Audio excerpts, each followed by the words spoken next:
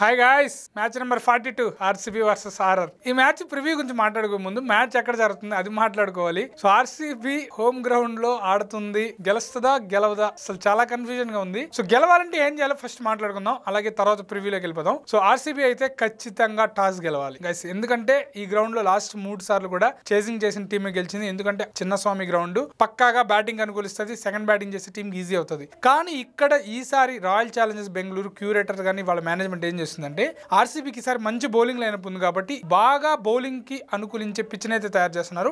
బాగా స్వింగ్ అనుకూలించే పిచ్ అయితే తయారు చేస్తున్నారు కాబట్టి సో ఇనిషియల్ గా ఫస్ట్ బ్యాటింగ్ చేసే టీం కి చాలా కష్టం అవుతుంది. అదే బ్యాడ్ లక్ గా ఆర్సీబీ 3 సార్లు ఫస్ట్ బ్యాటింగ్ చేసింది. సో సెకండ్ ఇన్నింగ్స్ లో ఆర్సీబీ ఫస్ట్ బ్యాటింగ్ లో తక్కువ రన్స్ కే ఆల్అౌట్ అయినా తక్కువ రన్స్ కే కొట్టినా కూడా సెకండ్ ఇన్నింగ్స్ లో యశ్ దయాలు, భువనేశ్వర్ కుమార్, హేజల్వుడ్ మంచిగా బౌలింగ్ చేస్తున్నా కూడా ఆర్సీబీకి అయితే కష్టం ఉంది. ఖచ్చితంగా ఈ మ్యాచ్ లో ఆర్సీబీ టాస్ గెలిచి చేస్ చేయగలగాలి. ఒకవేళ ఫస్ట్ బ్యాటింగ్ చేసి కూడా గెలిస్తే ఖచ్చితంగా కాన్ఫిడెన్స్ బీభత్సంగా పెరిగిపోతుంది.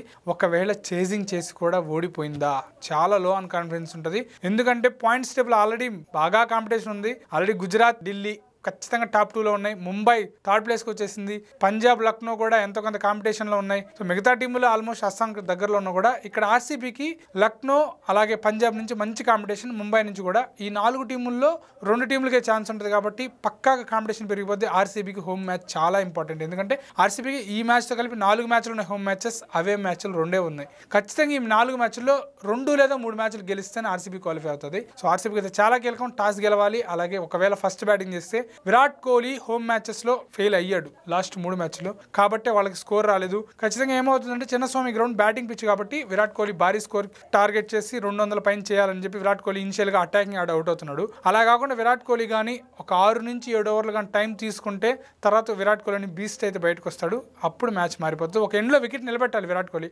పక్కాగా అదే చేయాలని కోరుకుందాం. ఇక ఆర్ఆర్ తో అంటే హెడ్ టు హెడ్ రికార్డ్ చూస్తే 33 మ్యాచ్లు జరిగాయి. 16 మ్యాచ్లు బెంగళూరు గెలిచింది, 14 మ్యాచ్లు ఆర్ఆర్ గెలిచింది, 3 మ్యాచ్లు రిజల్ట్ రాలేదు.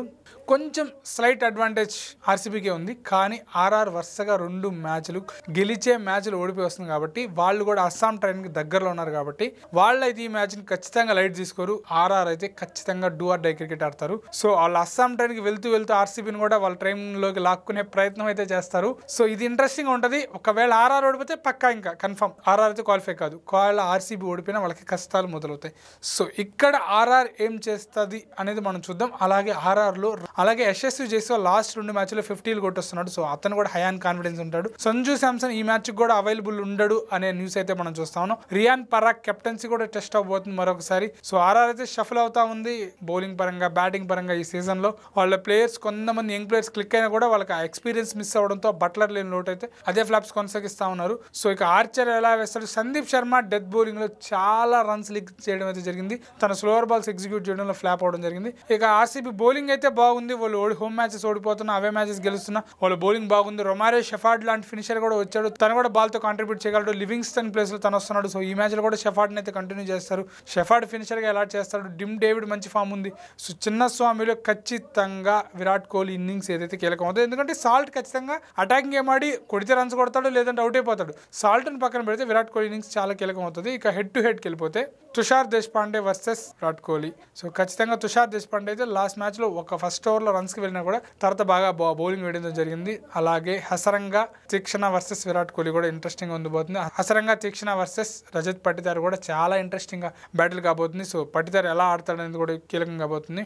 ఇక ఆర్చర్ వర్సెస్ ఫిల్ సాల్ట్ ఈ బ్యాటిల్ కూడా చాలా ఇంట్రెస్టింగ్ గా ఉండబోతుంది. ఎందుకంటే ఇద్దరు ఇంగ్లాండ్ ప్లేయర్స్ మధ్య ఒక బ్యాటిల్ అయితే ఉండబోతుంది. ఇటు సైడ్ వచ్చేస్తే Bhuvneshwar Kumar versus young players Jaiswal అలాగే సూర్యవంశీ ఈ బ్యాటిల్ ఇంట్రెస్టింగ్ ఉండబోతుంది. సో ఈ మ్యాచ్ లో ఖచ్చితంగా టీం పరంగా ఆర్సీబీ ఫేవరే, ఎటువంటి డౌట్ లేదు.